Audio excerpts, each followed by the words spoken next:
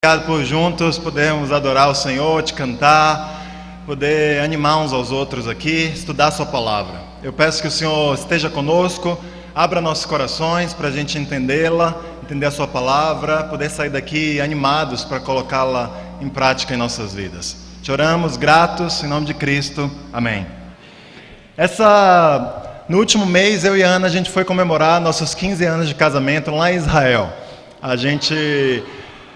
Só eu e ela, deixamos as crianças aqui, com a família, foi incrível. E fomos visitar lugares incríveis, tivemos uma aula de história, eu e a Ana amamos história. Mas o que foi fascinante mesmo foi ver tanta religiosidade naquele local. A cada esquina tinha um local sagrado. Um altar sagrado, uma parede sagrada, um jardim sagrado, um chão sagrado.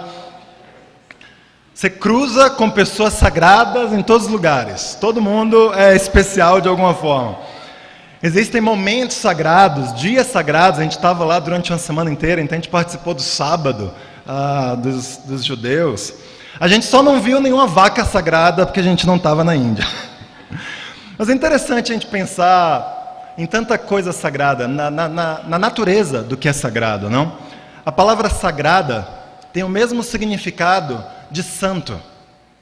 Na Bíblia, santo significa algo que não é comum, algo que é separado. Essa palavra é usada para descrever Deus, em primeiro lugar, porque Deus é diferente, Deus é separado de todo o resto da criação. A gente vê as características de Deus e as características de Deus não são como as nossas características. O que é santo na Bíblia é aquilo que tem a ver com Deus, aquilo que se relaciona com Deus. E desde o princípio do povo de Deus, o próprio Deus, que é santo, chama o seu povo a imitar essa característica dele. Ele fala: sejam santos, porque eu sou santo. Até antes disso, em Êxodo 19, lá na NVI, a Bíblia fala: vocês serão para mim um reino de sacerdotes e uma nação santa. Ou uma nação separada, como a gente lê na NTLH. Deus queria que seu povo não fosse como o resto das nações. Em Levítico 19, versículo 2, ele diz: sejam santos, pois eu, Senhor, o Deus de vocês, sou santo. E no Velho Testamento, Deus institui dias santos. Deus institui pessoas santas. E Deus institui lugares santos. Tudo isso para ajudar o povo dele a lembrar de que o povo estava lidando com alguém que era santo. Ou seja, tudo que é santo no Velho Testamento tem o objetivo de ajudar as pessoas a se tornarem santas também. Mas aí a pergunta que vem a nós é: e no Novo Testamento? Será que a gente ainda tem dias santos? Será que a gente ainda tem pessoas santas? Será que a gente ainda tem lugares santos? Antes da gente achar a resposta na Bíblia a essas perguntas, eu queria mostrar alguns lugares que a gente foi visitar lá em Israel. Bota ali no começo pra gente. A gente foi na estrada que liga Jericó até hoje a Jerusalém, onde possivelmente Jesus se inspirou para contar a parábola do bom samaritano. É aquela estradinha ali coberta de sombra, no meio do deserto da Judéia. Aí construíram um mosteiro aí, alguns séculos depois. A gente foi no deserto da Judéia, vi um deserto pela primeira vez na vida. E deserto é como você imagina que é um deserto mesmo, é bem desértico. A gente foi ver as cavernas onde acharam os manuscritos do Mar Morto.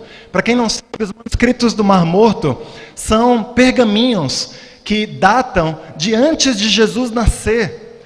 Até 60 anos, 80 anos atrás, muitos críticos falavam da Bíblia: não, mas muitas profecias que estão no Velho Testamento foram inventadas. Os cristãos modificaram essas profecias para fazer elas se tornarem verdadeiras depois de Jesus ter cumprido elas.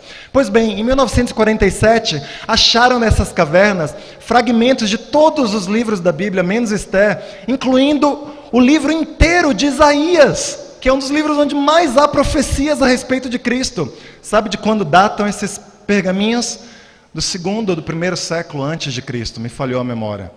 Ou seja, os cristãos não poderiam ter inventado o que está na Bíblia, porque esses pergaminhos provam que o que está lá escrito no Velho Testamento já estava escrito pelo menos um século antes de Jesus nascer. A gente foi ver essas cavernas, estavam ali atrás. A gente foi ver o Muro das Lamentações, um monte de gente lamentando lá. Alguns cristãos deveriam ir para o Muro das Lamentações, porque só lamentam também. Um monte de judeu, um monte de pessoas, turistas, a parte destruída aí, bem, tem destruição em tudo que é lugar. As mulheres separadas do lado direito, para quem está olhando para o muro, os homens do lado esquerdo. A gente foi visitar a cidade de Dan, lá no extremo norte de Israel, onde Jeroboão instituiu o culto aos bezerros sagrados. Lembra que ele colocou um lá em Dan e outro em Betel? E afastou as 10 tribos de Israel? A gente foi ver aquela estrutura metálica lá, é construída, mas eles acreditam que aquela parte ali escavada é o lugar onde o altar do bezerro ficava. E a gente foi ver essa cidade. A gente foi ver uma sinagoga em Nazaré, uma reconstrução de uma sinagoga. E aí a gente estava lá, me chamaram para pregar, e eu dei uma aulinha na pregação. A gente foi ver o Rio Jordão. Rio Jordão é um riacho, na verdade, né? Você quase dá um pulo e passa. Mas aí eles acharam um lugar que tinha uns 5 metros de largura, e aí abriram um ponto turístico lá, onde você paga para ser batizado, bem no espírito de João Batista, assim, um negócio bem santo. Bem, faltou a foto. Tem a foto do Rio Jordão? Amém. A gente foi lá no Lago da Galileia. E esse passeio foi bem emocionante mesmo. A gente cruzou o Lago da Galileia num barquinho, que nem Pedro, Tiago e João num barquinho. A gente andou em vários lugares onde Jesus andou, mas a gente não andou sobre as águas. Não foi possível dessa vez. Até andei de camelo lá em Jericó. Isso não tem nada a ver com a Bíblia, eu só botei aqui porque foi super divertido. Mas foi legal. A gente foi no Monte Horebe, onde supostamente Elias... Supostamente não, onde Elias... Um lugar onde possivelmente foi o local onde Elias matou os profetas de Baal. E aí, convenientemente, colocaram uma estátua de Elias lá. Mas bem emocionante pensar nisso daí. Onde mais que a gente foi? A gente foi na sinagoga escavada mais antiga de Israel, que fica lá em Magdala, de onde Maria Madalena teria sido. Essa sinagoga é incrível, porque essa cidade fica ao lado do Lago da Galileia e fica bem no final da estrada que vinha de Nazaré até o Lago da Galileia. Ou seja, é bem possível supor que Jesus pregou nessa sinagoga em algum momento, vindo e indo de Nazaré até... e aquele local lá, que ele parece um baúzinho, seria o local onde o pregador do sábado se ficaria lendo os manuscritos para as pessoas. Ou seja, isso foi o mais próximo que a gente chegou de onde Jesus teria estado. O Vale de Megido, sabe o Armagedon, lá de Apocalipse 16, bem, se refere a esse vale daí, onde batalhas imensas foram travadas no Velho Testamento. A gente viu devoção lá entre os judeus. Queria mostrar para vocês um vídeo que eu fiz, me fingindo de cara de pau lá, entrando num lugar onde tinha um monte de judeu adorando a Deus. Vamos ver se passa o vídeo. Isso é no Muro das Lamentações.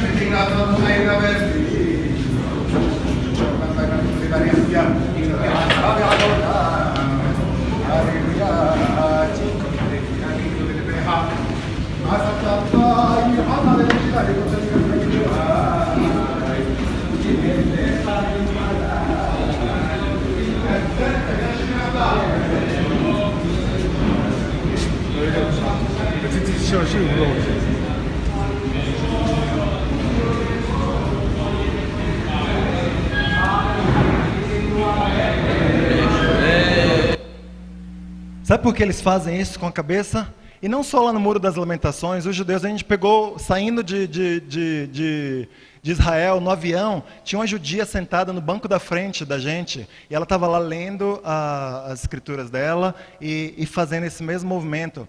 E explicaram para a gente que, sabe Deuteronômio, ame a Deus com toda a sua força? Isso seria uma expressão de que você está usando sua força ao adorar a Deus. E eles fazem isso em qualquer lugar, não só lá. A gente foi no jardim do Getsemane. E esse é um dos raros locais onde a gente sabe que foi lá mesmo. Porque sabe o que acontece em Israel, nas cruzadas e tudo mais? O pessoal foi lá e aí para justificar aquela dinheirama toda que era gasta, alguém chegava nesse local e falava, aqui é onde Jesus foi sepultado, então vamos erguer uma igreja. E aí ergue-se uma igreja, mas ninguém sabe se Jesus foi sepultado lá. Ali é onde Maria foi anunciado que ela teria o filho, a igreja da Santa Anunciação, vamos erguer uma igreja.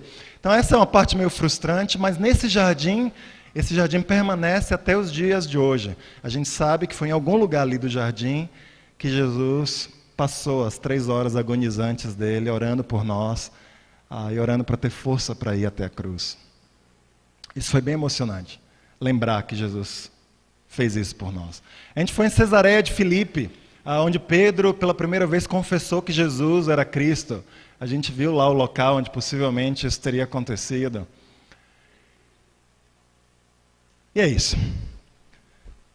Vamos ver o que o Novo Testamento fala? A gente tem ainda dias santos? A gente tem ainda pessoas santas? E talvez acima de qualquer coisa, há lugares santos? Vamos ver o que a Bíblia ensina sobre isso. Sobre os dias santos. Sabe, um dos 10 mandamentos de Deus mandava o povo separar um dia, não? O sábado.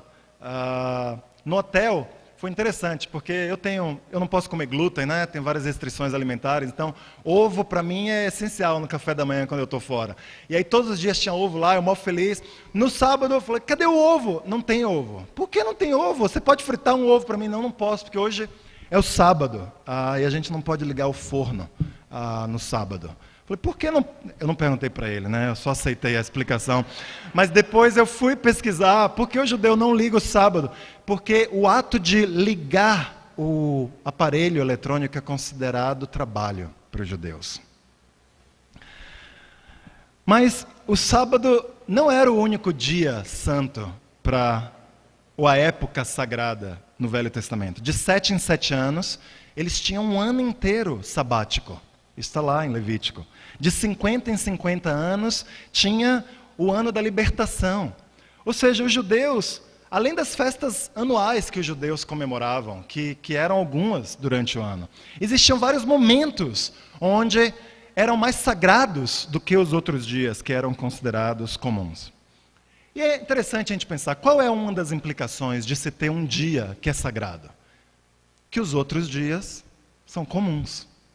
Se um é mais importante, os outros são menos importantes. Mas isso significa que nos dias sagrados, você vai tentar agradar a Deus mais do que você tenta agradar nos outros dias, não é verdade? Que você vai fazer um esforço maior para tentar ficar bem com Deus no dia que é sagrado. Ou seja, a gente acaba de estabelecer um padrão duplo de compromisso. A gente busca com mais intensidade no dia sagrado e nos outros dias, tudo bem, a gente busca mais ou menos. A gente não dá todo o coração. Mas Jesus ensinou o contrário disso. Jesus ensinou em Lucas 9, versículo 23. Ele disse que se alguém quer ser meu seguidor, que esqueça os seus próprios interesses, esteja pronto cada dia para morrer como eu vou morrer, e me acompanhe. Cristianismo só pode ser vivido dia após dia. Não existe a opção de seguir Jesus e estabelecer dias sagrados e considerar alguns dias mais importantes para Deus do que outros. O domingo é um dia importante? Sem dúvida. Desde dos primórdios do cristianismo, a gente tem registros de que os cristãos usavam o dia de domingo para realizar seus cultos, para adorar a Deus. Mas e nossa devoção na segunda? E as quartas-feiras? São importantes para nós cristãos? O que a gente faz na sexta? A gente busca ser dedicado a Deus da mesma forma que o é no domingo?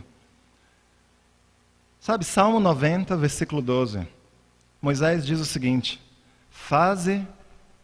Salmo 90, 12.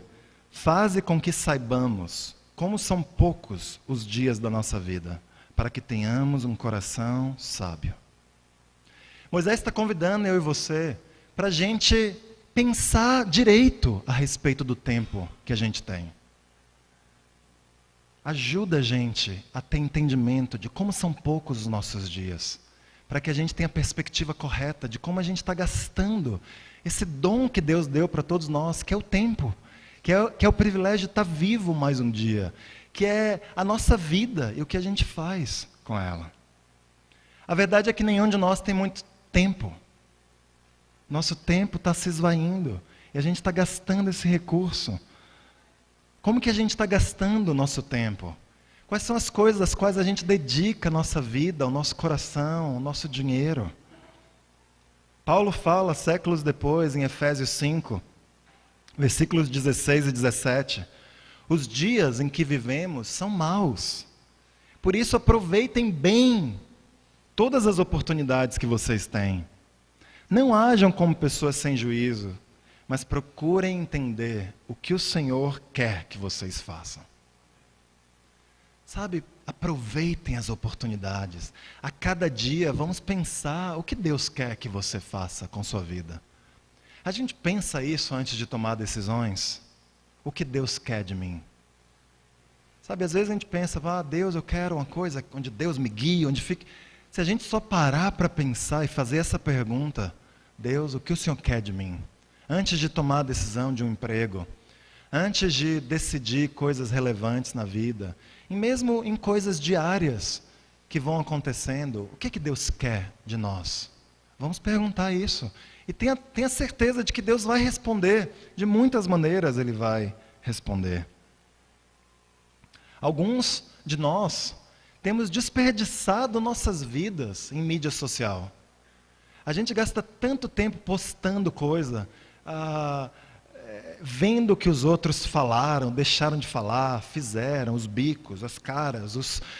A gente desperdiça um dom que Deus está dando para nós. Outros de nós estamos correndo atrás do vento, a gente está gastando tanto tempo atrás de dinheiro para comprar um carro, ou para ter uma casa própria, ou para mobiliar a nossa casa, e a vida está passando. Alguns de nós estamos vendo nossos filhos passarem, alguns de nós estamos vendo pessoas cruzarem nosso caminho, e a gente, em vez de ganhar um amigo, em vez de ganhar uma alma, a gente está preocupado, sei lá com o quê, e a vida está passando. Já outros não, já outros estão tendo o Espírito certo. Eles entendem que esse tempo que nos foi dado é precioso. Essa semana eu estava conversando com um irmão, um jovem. Ele recusou uma oportunidade de emprego, que era um sonho dele. Há anos que ele batalha para ter uma oportunidade de emprego como a que ele teve essa semana. Mas essa oportunidade de emprego levaria a uma outra cidade onde ele não conhece uma igreja de discípulos. E ele falou não para essa proposta. O cara ligou, aumentou o salário uma vez, duas vezes, mas ele falou, não, eu não vou, porque eu estou lendo minha Bíblia, e lá eu leio que eu deveria estar perto de outros cristãos, para que minha vida conte para algo que é mais do que só essa vida aqui. E eu fiquei tão orgulhoso e tão feliz pela decisão desse irmão, porque quando a gente toma decisões dessa forma, a gente está entendendo. A gente está entendendo os tempos. A gente está entendendo do que essa vida consiste. Todo o seu tempo tem sido santo para Deus? Ou você separa apenas alguns dias ou alguns momentos para dar o seu melhor e no resto do tempo você dá qualquer coisa? Você adora a Deus em alguns momentos e no resto do tempo você adora os outros ídolos da sua vida? Ou você tem só um Deus? Vamos ver o que a Bíblia fala sobre pessoas santas? No Velho Testamento, de novo, a gente tinha várias pessoas santas. A gente tinha os levitas. Era uma tribo inteira de Israel que era separada. Mesmo dentre os levitas, a gente tinha famílias de sacerdotes, de onde sairiam as pessoas que ofereceriam sacrifícios a Deus em favor das pessoas. E mesmo Dentro dos sacerdotes existia um homem que seria separado anualmente para ser o sumo sacerdote. E ele entraria no lugar mais santo que existia em Israel, uma vez por ano, para oferecer sacrifício para que toda a nação pudesse ser perdoada. Ao longo dos séculos, várias tradições cristãs também têm tido o costume de declarar que certas pessoas são santas, ou seja, elas viveram sua vida de modo diferente dos demais cristãos. E elas merecem receber uma honra no meio dos cristãos e até que você peça coisas a essas pessoas. Elas são considerados santos. E foi impressionante lá em Israel ver judeus ortodoxos, que são aqueles, né, todos vestidos de preto. Tem 20 alguma coisa tipos de judeus ortodoxos diferentes. Cada um usa um penteado mais extravagante, ou uma barba mais longa, ou um enrolar de cabelo mais esquisito do que o outro, para diferenciar que, olha, eu sou santo, você é santo, a gente é santo, mais santo do que... Qual é uma das implicações da gente ter pessoas santas no nosso meio? Bem, se entre os cristãos alguns são santos, então os outros não são santos, certo? Se alguns vivem a vida de maneira exemplar e notória, outros não vivem a vida de maneira exemplar. Bem, e até certo ponto isso é verdade mesmo. Mas não é isso que o Novo Testamento ensina a respeito da irmandade, a respeito da comunidade dos cristãos. Primeiro, todos os cristãos são santos. Santo, no Novo Testamento, é só mais um sinônimo de uma pessoa que é cristã. Se você é cristão, então você tem o Espírito Santo de Deus em você, e isso torna você santo. Então, não é incomum no Novo Testamento você ler, eu escrevo a todos os santos. Não está falando de pessoas que eram especiais, está falando a todos os cristãos da comunidade para a qual aquela carta estava sendo escrita. Segundo, no Novo Testamento a gente não tem mais sacerdotes, não temos mais padres no Novo Testamento, ou qualquer outro tipo de mediador entre o cristão e Jesus Cristo. Orar a santos católicos, a Maria, ou a qualquer outra pessoa que não seja Deus ou Jesus Cristo, não é algo que agrada a Deus. Deus deseja essa conexão direta entre nós e Ele. No Novo Testamento, todos os cristãos são sacerdotes. Isso é o que fala lá em 1 Pedro capítulo 2, versículo 9. 1 Pedro 2, 9. Vocês são a raça escolhida, os sacerdotes do Rei, a nação completamente dedicada a Deus, o povo que pertence a Ele. Vocês foram escolhidos para anunciar os atos poderosos de Deus, que os chamou da escuridão para a sua maravilhosa luz. Todos os cristãos são sacerdotes. E esse sacerdócio não é em favor de outros cristãos, é em favor, como fala aqui, em favor de pessoas que ainda não são cristãos. Nós somos sacerdotes porque a gente quer intermediar, a gente quer trazer as pessoas que não conhecem Deus ainda e apresentar elas a Deus. Amém? Não é certo tratar os líderes ou os pastores de uma comunidade como se eles fossem pessoas sagradas, ou como se só a palavra dele ou dela valesse, ou valesse mais do que a palavra dos outros.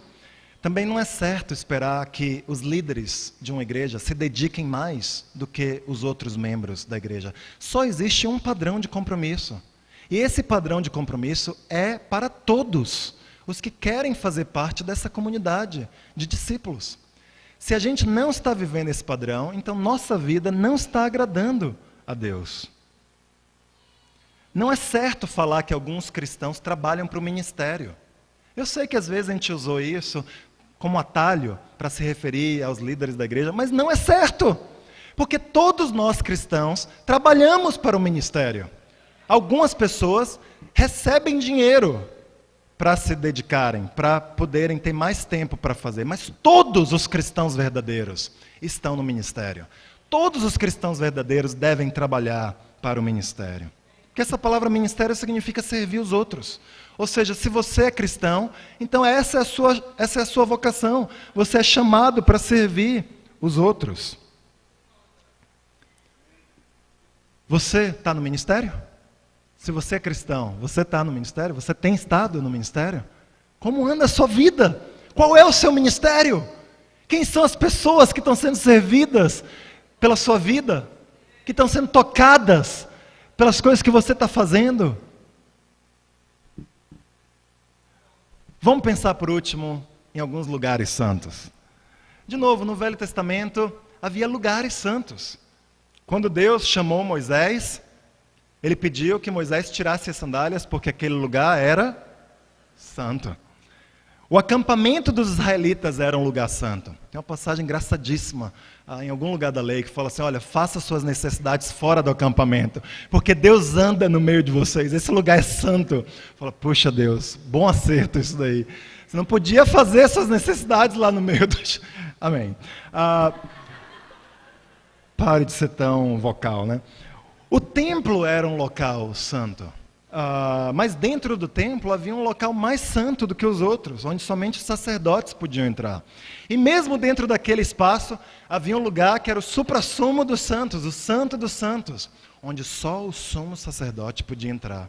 E mesmo assim, só uma vez por ano, para propiciar a favor do povo. Sabe, isso foi o que mais me chamou a atenção lá em Israel. Na verdade, o tanto de pergunta que cristãos, zoando ou às vezes não tão zoando assim, me fizeram. Você orou por mim no Muro das Lamentações? Eu falei, puxa, porque lá com certeza a minha oração teria sido mais efetiva do que se eu tivesse orado aqui no Brasil, não? Lá, você sentia um calafrio quando você viu o sepulcro onde o corpo de Jesus teria sido colocado? Puxa, se primeiro eu tivesse certeza de que aquele teria sido o local, talvez eu até tivesse sentido o calafrio. Mas mesmo assim eu tenho dúvidas de se eu teria sentido esse calafrio. Você sentiu Deus mais de perto porque você estava lá em Israel? Na verdade, eu sei que Deus está em todos os lugares, mas a impressão que me deu em Jerusalém é que Deus estaria menos lá do que está em outros lugares. Porque tudo parecia envolver dinheiro e comércio, em todos os lugares onde você ia. Uma moedinha aqui para você amarrar uma fita ao redor do seu braço. Outra moedinha ali para você botar uma tira ao redor do seu pescoço. Opa, muitas moedinhas aqui para você ver um vídeo incrível sobre como o templo teria sido no primeiro século. Mais algumas moedinhas para fazer, para respirar, para entrar, para andar. Eu fiquei me perguntando ali na hora, uau, se Jesus estivesse aqui, talvez a gente tivesse João 2 de novo. E as mesas jogadas para cima de novo.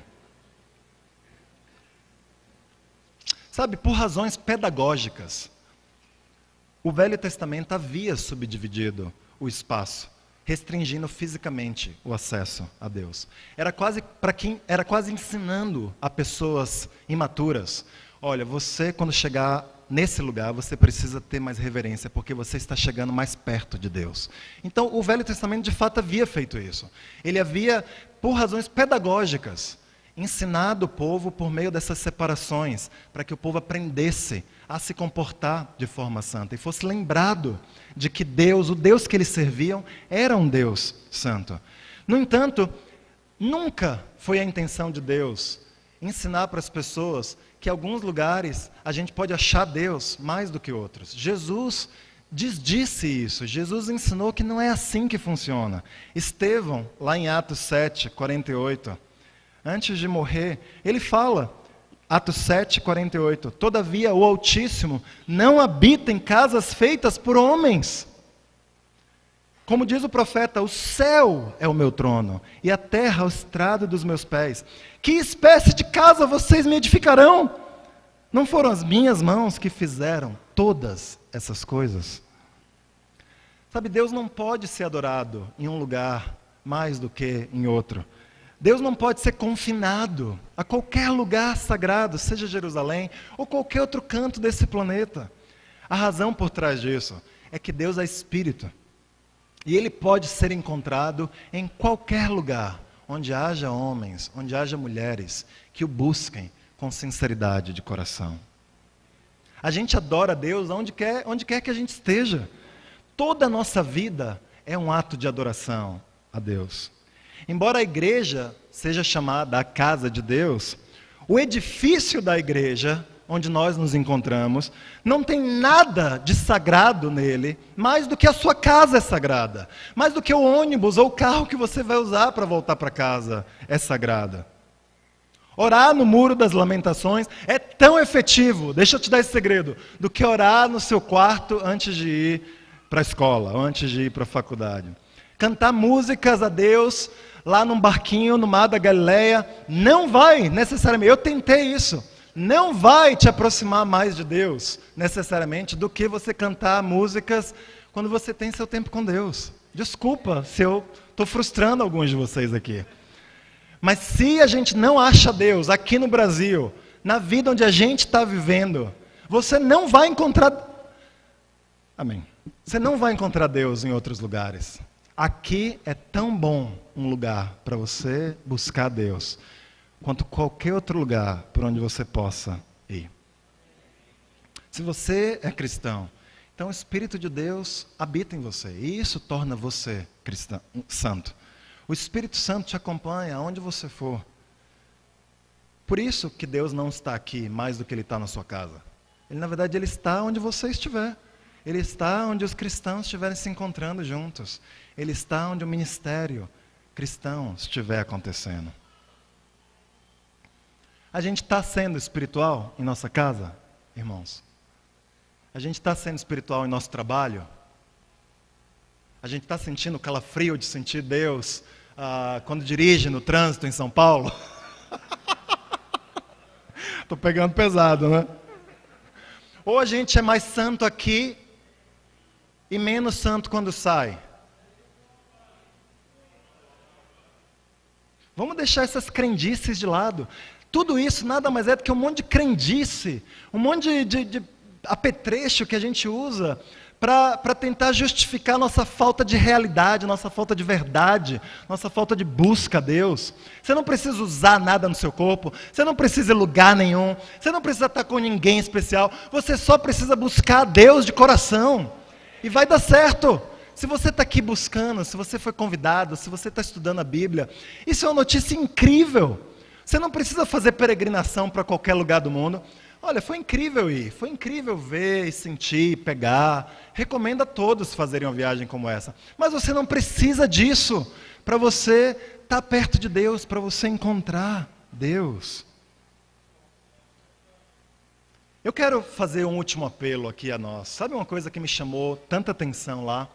Eu perguntei a inúmeras pessoas na rua, vários judeus, muçulmanos, cristãos, a gente não encontrou nenhum. Você gosta de morar aqui em Jerusalém? Você gosta de estar aqui em Israel? E as pessoas, elas eram apaixonadas por estar lá em Israel. Talvez pela história dos judeus ao longo das eras, mas todos, sem exceção, falaram assim, é uma honra para mim morar aqui nesse lugar. É um privilégio. É um presente de Deus poder habitar nesse lugar. Mas sabe, Israel é do tamanho, mais ou menos, do estado de Sergipe, no Brasil. É um ovo. A gente ia do norte ao sul em 2 horas.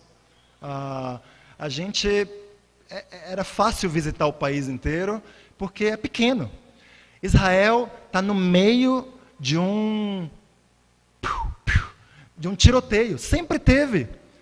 Mesmo nas épocas antigas, Deus escolheu aquela terra porque ficava no meio da passagem entre os grandes impérios da humanidade. Israel sempre foi campo de luta ao longo da história e continua sendo campo de luta hoje.